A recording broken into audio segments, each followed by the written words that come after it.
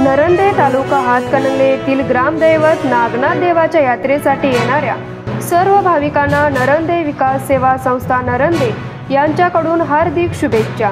शुभेच्छुक माननीय श्री राजकुमार भोसले, माजी उपसभापती पंचायत समिती हातकणंगले, माननीय श्री बाळासो भंडारी, माजी उपसरपंच ग्रामपंचायत नरंदे, माननीय श्री मदन भंडारी उद्योजक, माननीय श्री महादेव माने चेअरमन नरंदे विकास सेवा संस्था नरंदे, माननीय श्रीमती निर्मला गिड्डे व्हाइस चेअरमन नरंदे विकास सेवा संस्था नरंदे।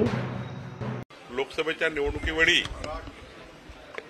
जो संकल्पनामा वचननामा आम्ही जनतेला दिला होता तो वचननामा संकल्पनामा पूर्ण करण्याचं हे बजेटचा जो मांडला गेला त्यामध्ये महत्त्वाचे मुद्दे मध्यमवर्गीयाला दिलासा देणारे आहे।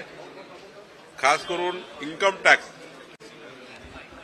12 लाख रुपयापर्यंत आता ज्याचे उत्पन्न असेल त्यांना इन्कम टॅक्स भरावा लागणार नाही। अत्यंत महत्त्वाचा मध्यमवर्गीयांना दिलासा देणारा अत्यंत मोठा निर्णय झाला आहे।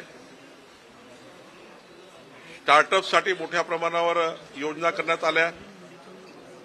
किसान क्रेडिट कार्डमध्ये 5 लाख रुपयापर्यंत आता त्या ठिकाणी मर्यादा वाढवण्यात आली आहे।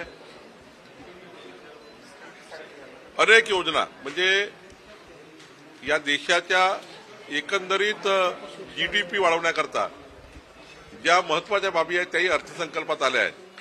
त्यामुळे आजचा अर्थसंकल्प माननीय प्रधानमंत्री मोदींच्या नेतृत्वामध्ये माननीय निर्मला सीतारामन यांनी जो दिला त्या अर्थसंकल्पामध्ये मजबूत विकासाच्या आणि महाराष्ट्राला सुद्धा प्रचंड मोठी ताकद देणाऱ्या या बजेटच्या घोषणा आहेत।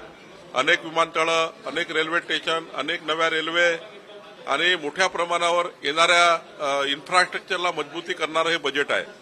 माननीय देवेंद्र फडणवीसजींनी दावोसमध्ये जे 17 लाख कोटी रुपयाचं इन्व्हेस्टमेंट आणण्याचा प्रयत्न केला आहे, या इन्व्हेस्टमेंटला साजेसा असा अर्थसंकल्प देशाच्या सरकारने दिला आहे। आणि त्यामुळं एकीकडे महाराष्ट्र सरकार आणि देशाचं सरकार मिळून ज्या पद्धतीचं बजेट केंद्र सरकारने दिलं आहे, या महाराष्ट्राला विकसित महाराष्ट्र म्हणून पुढे नेण्याचं बजेट आहे। देशाचं बजेट हे आमच्या राज्यालाही खूप पूरक आहे। त्यामुळं शेती, शेतकरी, शेतमजूर, कष्टकरी आणि समाजाच्या शेवटच्या व्यक्तीला मदत करणारं हे बजेट आहे। आणि त्यामुळे मी माननीय पंतप्रधान मोदींचं, आमच्या अर्थमंत्री निर्मला सीतारामनजी आणि केंद्रीय मंत्रिमंडळातले सर्व मंत्र्यांचं मी आभार मानतो। मोदीजींचं या ठिकाणी कौतुक करतो की त्यांनी महाराष्ट्र आणि देशाला मोठा दिलासा दिला आहे।